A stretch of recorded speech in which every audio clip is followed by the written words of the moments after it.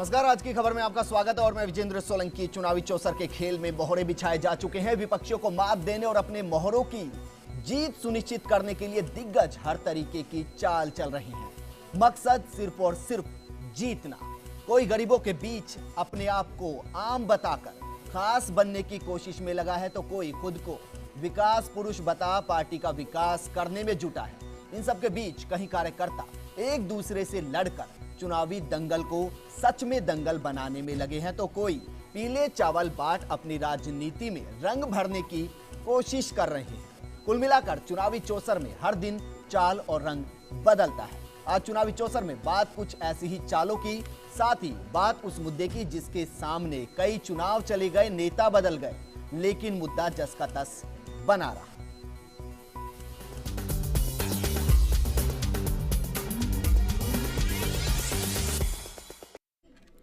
चुनावी चौसर के खेल में दोनों ही दिग्गज पार्टियों के नेता मैदान में ताल ठोक रहे हैं। इनकी तूफानी चालें लगातार जारी है। मुख्यमंत्री वसुंधरा राजे ने आज चूरू के तारानगर में राहुल कसवा के समर्थन में जनसभा की।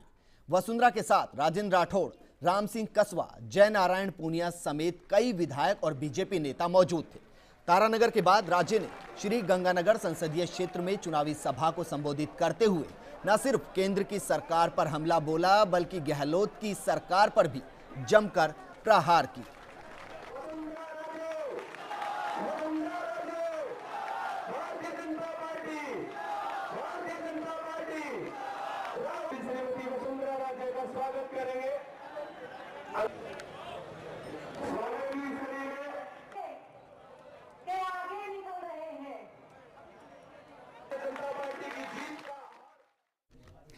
वहीं पूर्व मुख्यमंत्री अशोक गहलोत ने शुक्रवार को झालावाड़ 12 कांग्रेस प्रत्याशी प्रमोद जैन भाया के समर्थन में पिंडावा नगर में सभा आयोजित की। सभा को संबोधित करते हुए गहलोत ने मुख्यमंत्री वसुंधरा राजे पर निशाना साधा और कहा कि जनता ने विधानसभा चुनाव में 163 सीटें बीजेपी को दी है, जिससे राजे को जीत की खुमारी चढ़ गई है, शरीर को फुला रही है, फूल के कुप्पा हो गई। उन्होंने कहा कि हमने भी 156 सीटें हासिल की थी, लेकिन हमने घमंड नहीं किया।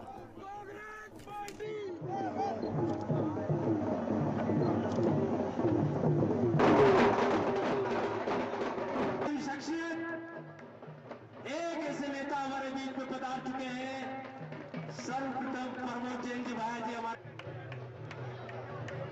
सभी लोग तस्वीर रखें।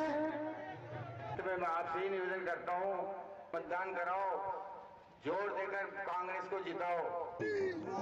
कांग्रेस पार्टी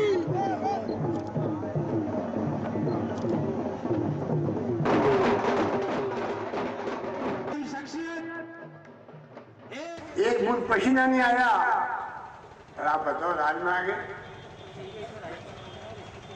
तकदीर की धनी है नहीं है, बताओ। अब इनकी पोल खुल गई है, एक झटका दो आप लोग तो आप पूरे प्रदेश का भला कर दोगे, मैं कहना चाहता हूं। विकास के दम पर, प्रचार के दम पर बीजेपी और कांग्रेस दोनों ही जीत का दम भर रही है, लेकिन इन सब के बीच बीजेपी के प्रधानमंत्री पद के उम्मीदवार नरेंद्र मोदी आज प्रदेश में 8 जगहों पर 3D होलोग्राम की सहायता से सभा कर रहे हैं। चलिए आपको सीधे दिखाते हैं इस दौरान वो क्या कुछ कह रहे हैं।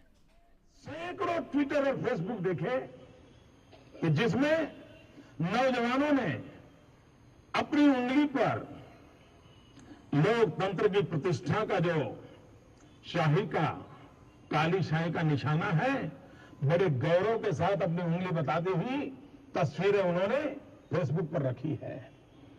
और जब जैसे एक ने लिखा है कि मैं मतदान करने गई और जब बाहर निकली तो वहां जो अफसर बैठे थे उन्होंने कहा कि आपने मतदान किया, आपका बहुत आभार, आपने भारत के लिए मतदान किया है, मैं आपका अभिनंदन करता हूं। ये शब्द उस पहली बार मत देने वाले नौजवान को, उस बच्ची को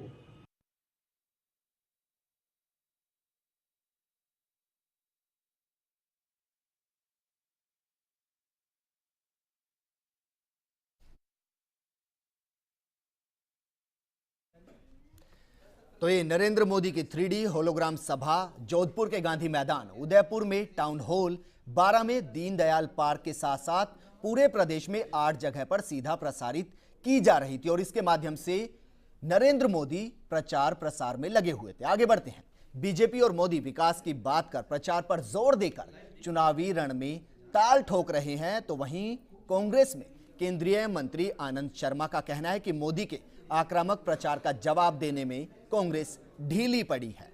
शर्मा ने यह भी मान लिया कि बीजेपी को जवाब देने में बहुत देर हो गई। शर्मा के इस बयान को कांग्रेस के हथियार डालने से जोड़कर देखा जा रहा है।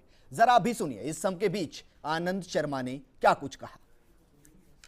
देखिए, पहली चीज़ तो मैं इस चीज़ को स्वीकार कर गया हूं अभी कि हमने एक नेगेटिव नैरेटिव, एक दुष्प्रचार को चलने दिया और समय पर ये नहीं, शायद हमने कहा कुछ महीने पहले कि झूठ है। इनकम्बेंट गवर्नमेंट होती है जो 10 साल से सत्ता में है, कुर्सी पर है, उस पर जब हमला होता है वो स्पष्टीकरण के मोड में चली जाती है कि स्पष्टीकरण करें कि नहीं जो कह रहे हैं ठीक है। अब दूसरी तरफ से आरोप लगता रहे। चुनावी चौसर में बात इस चुनाव से जुड़ी कुछ ऐसी खबरों की जो अपने आप में जरा हटकर है। देश भर में आधी आबादी को राजनीति में प्रतिनिधित्व करने की बात उठती है, लेकिन राजनीतिक दल भी केवल सीमित संख्या में ही महिला प्रत्याशी को मैदान में उतारते हैं, तो खुद महिलाएं भी राजनीति में जाने की कम ही इच्छा रखती हैं। जरा देखिए। प्रदेश की 25 लोकसभा सीटों पर कुल 27 महिला प्रत्याशी मैदान में हैं। कुल लोकसभा सीटों में से 13 सीटें ऐसी हैं जहां मैदान में कोई महिला प्रत्याशी नहीं है। बाकी 12 सीटों पर भी केवल 27 ही महिला प्रत्याशी भाग्य आजमाने मैदान में उतरी हैं। राजनीतिक पार्टियों में केवल कांग्रेस ने 6 महिलाओं को अपना प्रत्याशी बनाया है।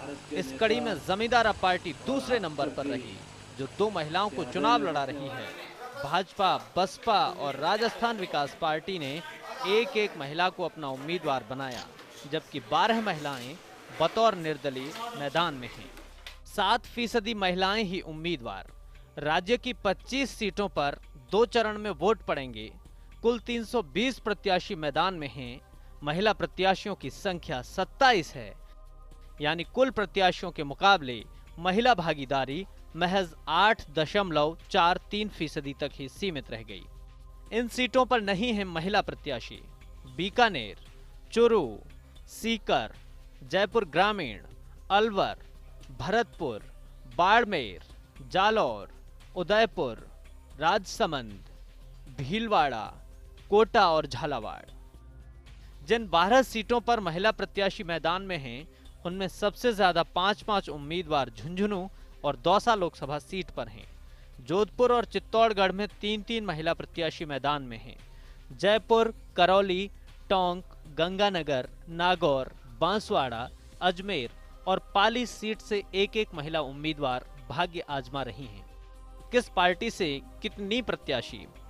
कांग्रेस से 6, भाजपा से 1, जमींदारा पार्टी से 2, बसपा से 1, राजस्थान विकास पार्टी से 1, निर्दलीय 12, मेघदेशम पार्टी से 1, सीपीआई से 1, एआईटीसी से 1 और सपा से 1 महिला प्रत्याशी मैदान में है।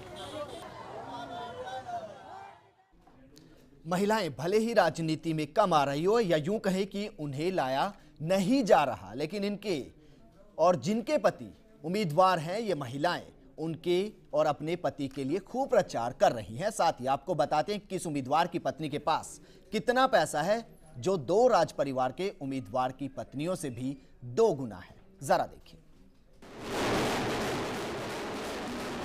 मुकाबला न सिर्फ 4 उम्मीदवारों के बीच बल्कि इनकी पत्नियों के बीच भी रस्साकशी जारी है। इन 4 उम्मीदवारों की पत्नियां करोड़पति हैं। चौंकाने वाली बात यह है कि कोटा लोकसभा क्षेत्र के कांग्रेस प्रत्याशी और पूर्व राज परिवार के सदस्य इजयराज सिंह की पत्नी के पास सबसे कम संपत्ति है।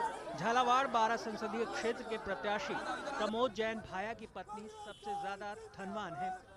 ये चौंकाने वाली जानकारी इन उम्मीदवारों की तरफ से निर्वाचन विभाग को दिए हलफनामों के विश्लेषण के बाद सामने आई है। यहाँ भी कमाल की बात यह है कि उर्मिला जैन भाया के पास बाकी तीनों उम्मीदवारों की कुल संपत्ति के 2 गुने परिवार से ताल्लुक रखते हैं। अब आपको बताते हैं कि किसकी पत्नी के पास कितना पैसा है। प्रमोद जैन की पत्नी उर्मिला जैन के पास 12,76,33,338 रुपए। दुष्यंत सिंह की पत्नी निहारिका राजे के पास 3,81,33,217 रुपए।